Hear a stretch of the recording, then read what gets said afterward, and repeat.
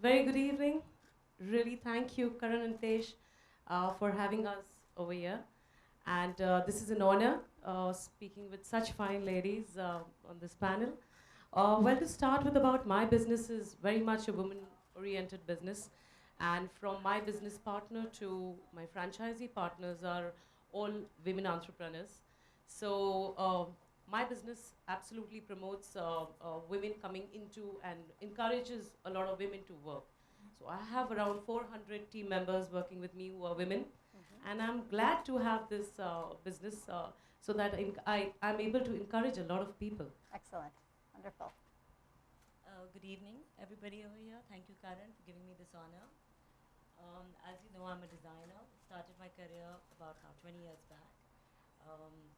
It's been a tough journey, I must say. It's lots of ups and downs, and you grow every day, learn a lot of different things, and a passion, a hobby became a profession and a full fashion brand today. So it's nice to learn a lot as you go down the line. It's inspiring. I think male and women designers mostly face different challenges, which we all have faced. But it's been a good learning journey, and I'm happy to have been a success in it today. Excellent. Thank you.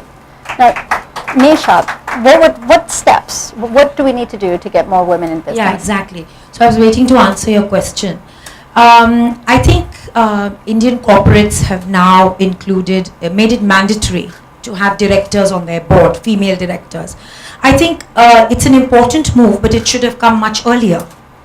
You need to understand that this city does not represent the rest of the country. India is still an extremely male-oriented country where females are given pre-formatted rules and pre-formatted roles to play. So I definitely feel that there have to be more, there has to be more representation in the corporate sector.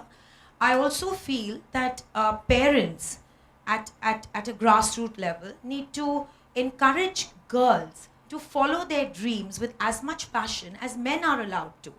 So if you see, I mean, just taking an example from Bollywood, which I found very inspiring, was hearing, I recently interviewed Kangana Ranaut, who was very candid about the fact that she had to actually fight to go and pursue her dreams, and today she's a success. So she was abused, she was treated quite badly, and her father's gone on quote saying that I would rather, not have a child than have a female child.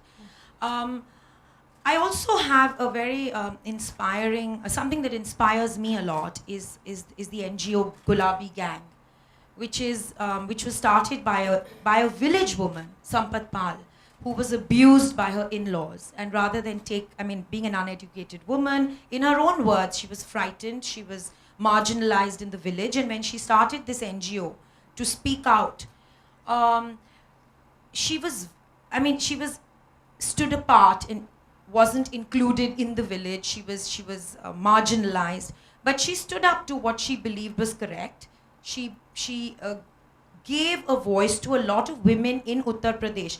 Now, you already know that Uttar Pradesh is the largest state for female infanticide.